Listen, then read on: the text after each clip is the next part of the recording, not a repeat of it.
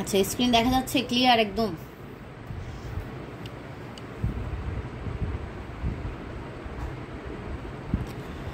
দেখো, আমাদের এই অধ্যায়ের প্রথম টপিকের নাম হচ্ছে লঘিষ্ঠ আকারে প্রকাশ করো, আরেকটা হচ্ছে তোমার সাধারণ হর বিশিষ্ট ভগ্নাংশে প্রকাশ করো। আমরা অনুশীলনীর আগে একটু দেখি।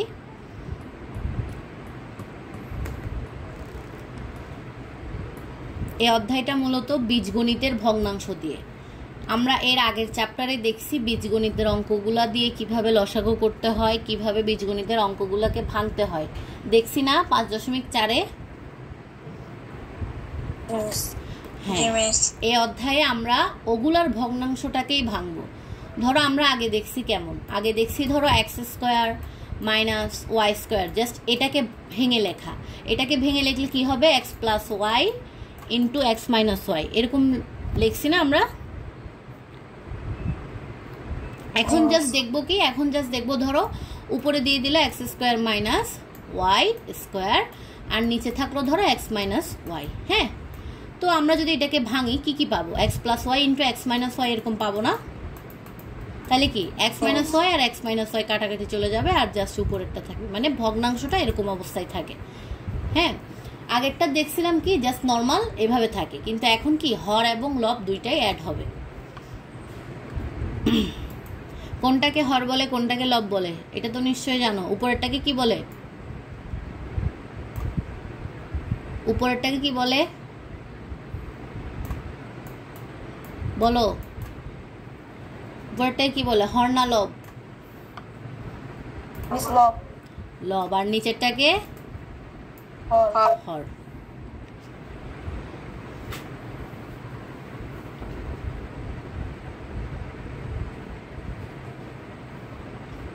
আচ্ছা,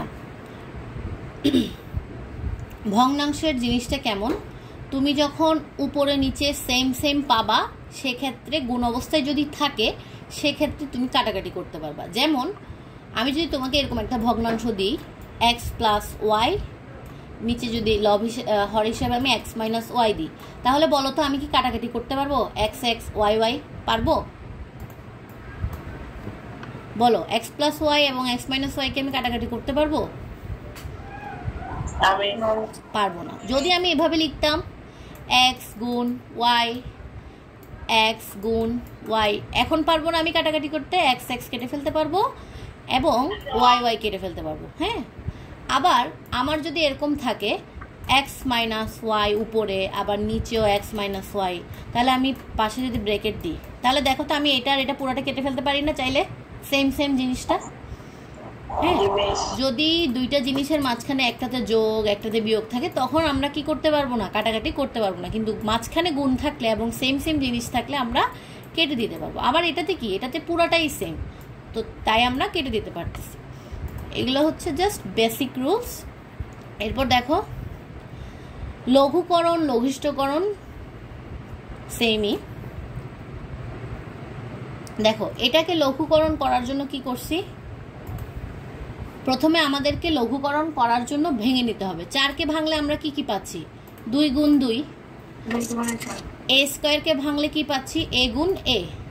b কে ভাঙলে b পাবো, c বসে গেল। যেগুলো সিঙ্গেল আছে সেগুলো আমরা বসাই দিতে পারবো। যেমন 6কে ভাঙলে কি কি পাবো? 3 ইন্টু 2। আবার a b স্কয়ার, দুইটা b c।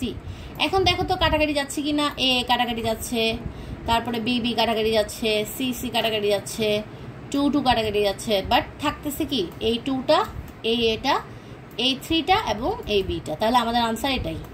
বুঝছো? লঘুকরণ মানে হচ্ছে তোমাকে ভেঙে লিখতে হবে, এরপরে কাটাকাটি যায় কিনা দেখতে হবে। বুঝে গেছে?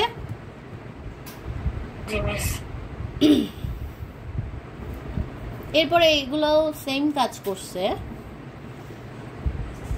এই দেখো, এটা বলছে কি লঘিষ্ঠ আকারে পরিণত করো। লঘিষ্ঠ আকার মানে কি? লঘিষ্ঠ আকার মানে হচ্ছে তোমাকে ভেঙে ভেঙে ছোট করতে বলছে। বুঝছো? লঘুকরণ লঘিষ্ঠকরণ একই জিনিস। এই যে দেখো, লঘু লঘিষ্ঠ একই জিনিস। তাহলে এরকম অঙ্ক দিলে, এরকম অঙ্ক কিন্তু আমাদের অনুশীলনীতেও আছে। এরকম অঙ্ক দিলে আমাদের কাজ কি? আমাদের কাজ হচ্ছে প্রথমে দেখতে হবে কোনো কিছু কমন যায় কিনা, সেকেন্ডলি দেখতে হবে কোনো সূত্রে যাচ্ছে কিনা। তিনটা আমাদেরকে ফলো করতে হবে। 1 নম্বরে দেখতে হবে কোনো কিছু কমন যাচ্ছে কিনা, 2 নম্বরে দেখতে হবে কোনো সূত্রে যাচ্ছে কিনা, 3 নম্বরে দেখতে হবে কোনো কিছুকে ভেঙে লেখা যায় কিনা। বুঝছো? তাহলে লঘিষ্ঠকরণে আমাদেরকে কি কি দেখতে হবে,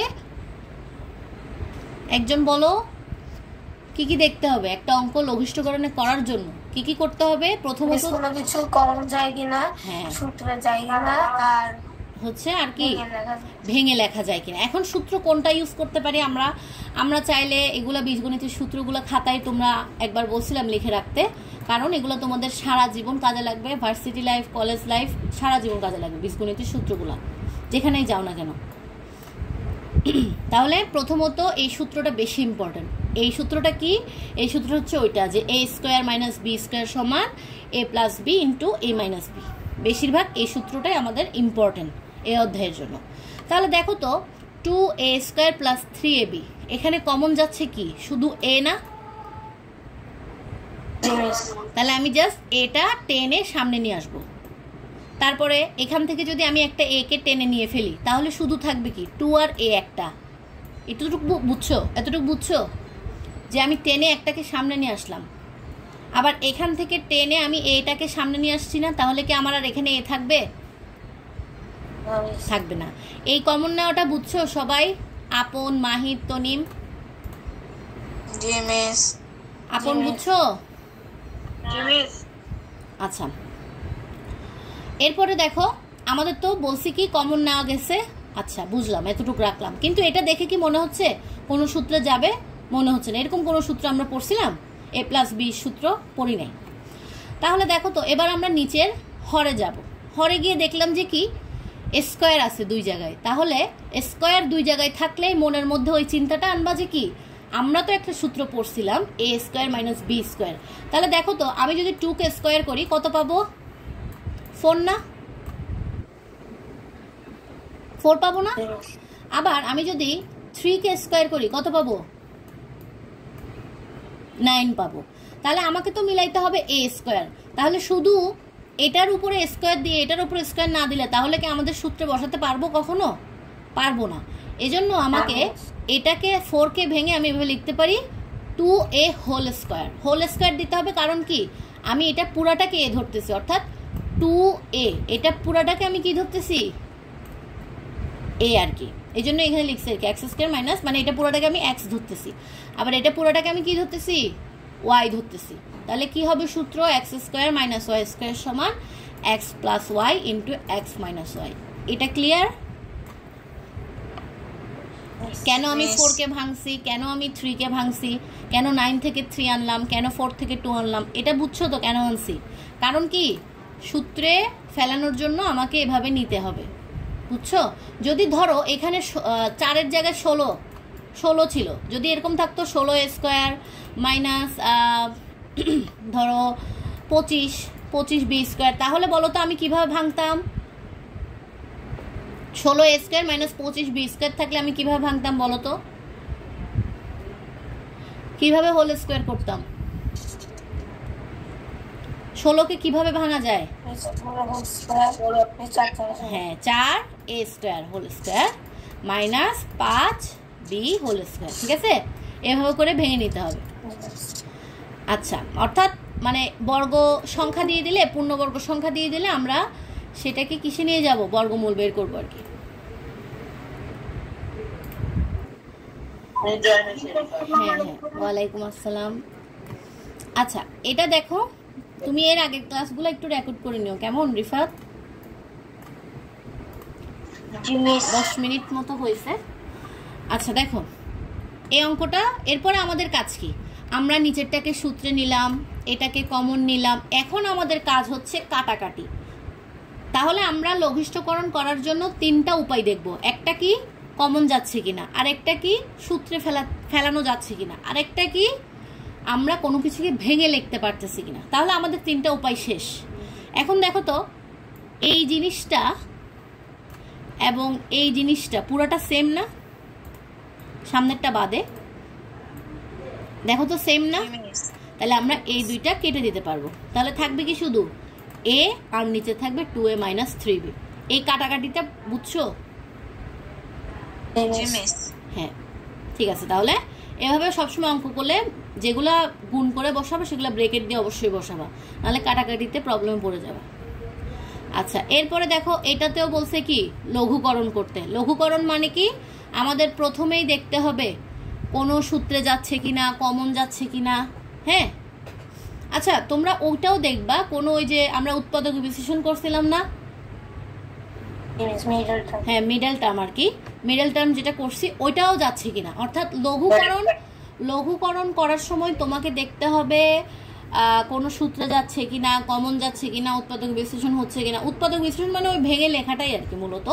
দেখো আমি যদি এই উপরের জিনিসটা, কারণ দেখো এখানে কোনো কিছু কমনও যাচ্ছে না, কোনো সূত্রও যাচ্ছে না, তাহলে যদি দেখো যে কোনো কিছু কমনও যাচ্ছে না, কোনো সূত্রেও যাচ্ছে না, ভাঙাও যাচ্ছে না, সেক্ষেত্রে আমাদেরকে বুঝে নিতে হবে কোথায় যাবে। তাহলে মিডল টার্মে আমাদেরকে এটা করতে হবে, অর্থাৎ উৎপাদক বিশ্লেষণে আমাদেরকে নিতে হবে। হ্যাঁ এখন উৎপাদক বিশ্লেষণে আমরা কিভাবে নিব?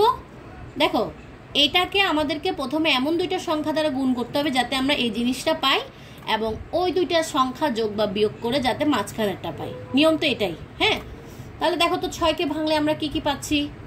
3 দুগুণ 6 না? তাহলে 2 আর 3 যোগ করলে আমরা 5ও পেয়ে যাচ্ছি, তো লিখে ফেললাম। তারপরে আবার দেখো তো 2 এর সাথে 1 গুণ করলে আমরা কি পাবো? 2 পাবো না? 2 একে 2 পাবো। তাহলে দেখো 1x + 2x যোগ করলে আমরা আবার 3x পাচ্ছি না? তো তাহলে এবার আমাদের পালা কি এখান থেকে কমন নেওয়া। তাহলে আমি এখান থেকে এই দুইটা থেকে x কমন নিয়েছি, দুইটা থেকেই কমন নেওয়া যাচ্ছে। এখানে x কমন নিলাম, থাকবে কি x + 2। আবার এই দুইটা থেকে আমি 3 কমন নিতে পারি না চাইলে, তাহলে 3 কমন নিলে এখানেও থাকবে কি x + 2, কারণ কি এটা 3 দুগুণ 6 না, আমি 3কে 10 এর সামনে নিয়ে আসছি, তাহলে থাকবে শুধু 2। আবার এখানের এই দুইটা থেকে আমি x কমন নিতে পারি, x + 1 থাকবে। আবার এই দুইটা থেকে আমি 2 কমন নিতে পারি, x + 1 থাকবে। আবার এখানেও x + 2 আছে, এখানেও x + 2 আছে, তাহলে আমি আবার x + 2 কমন নিয়ে ফেললাম, থাকবে কি শুধু x + 3। আবার এখানে আমি x + 1 কমন যাচ্ছে আর x + 2টা বসাই দিলাম। এবার এই কমন নেওয়া মিডল টার্ম পর্যন্ত এটুক তো বুঝছো? এতটুকু বুঝছো না? সবাই বুঝছো? আচ্ছা রিফাত বুঝছো এতটুক মিডল টার্ম করছি যে এটুক পর্যন্ত? তনিম বুঝছো? আচ্ছা এখন আমাদের কাজ হচ্ছে কি দেখা উপরে নিচে কাটাকাটি যায় কিনা। দেখো তো x + 2 আর এদিকের x + 2 সেম, আমরা চাইলে কেটে দিতে পারি না? এটা বাদ পড়ে যাবে, শুধু থাকবে উপরে x + 3 আর নিচে x + 1। তাহলে লঘুকরণটা ইজি না? লঘুকরণ একদম ইজি, শুধু একটু মনোযোগী থাকতে হবে লঘুকরণ করার জন্য। তাহলে আমি অনুশীলনীতে চলে যাচ্ছি। এই যে লঘিষ্ঠ আকারে প্রকাশ করো, এটাই কি লঘুকরণ, বুঝছো? তাহলে আমাকে দেখো তো প্রথমটা তো বইটা চলে গেল কোথায়। আচ্ছা প্রথমটা দেখো, প্রথমটা পারবা না, এখান থেকে আমি জাস্ট কি করব, এটাকে ভেঙে লিখবো। অর্থাৎ 1 নাম্বারকে যদি আমি ভেঙে লিখি কি পাবো? a গুণ b উপরে লব, এরপরে নিচেরটা ভাঙলে কি হবে? a গুণ a গুণ c। তাহলে আমি যদি কাটি দুইটা এই দুইটা নিচের দুইটা উপরে দুইটা কেটে দিলাম, থাকবে কি শুধু b আর নিচে থাকবে ac। তাহলে এটাই আমাদের আনসার। বুঝছো কিভাবে করব? এগুলো তো একদম ইজি। আচ্ছা আমাকে তাহলে একটা কাজ করো, তোমরা 10 নাম্বারটা করে দাও তো, বুঝে থাকলে। 10 নাম্বারটা কিন্তু একটু আগে যে নিয়মটা করালাম ওইটাই, 10 নাম্বারটা একটু করে দাও আমাকে। এরপরে আমরা নতুন টপিকে যাব, সাধারণ হর বিশিষ্ট ভগ্নাংশে কিভাবে প্রকাশ করতে হয়। এর আগে আমাকে এটা করে দাও যে তোমরা লঘিষ্ঠ আকারটা ক্লিয়ার। 10 নাম্বারটা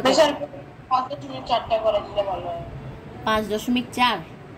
হ্যাঁ এটা নেক্সট ক্লাসে ধরবো, কারণ এই চ্যাপ্টারটা ছোট তো 6.1, এটা শেষ হয়ে যাবে, এটা বেশিক্ষণ লাগবে না, কারণ এটা ইজি না। এখন করছো যে একটু ইজি লাগতেছে না? 6.1টা কি কঠিন লাগতেছে কারো কাছে? আচ্ছা তাহলে আমাকে 10 নাম্বারটা করে দাও।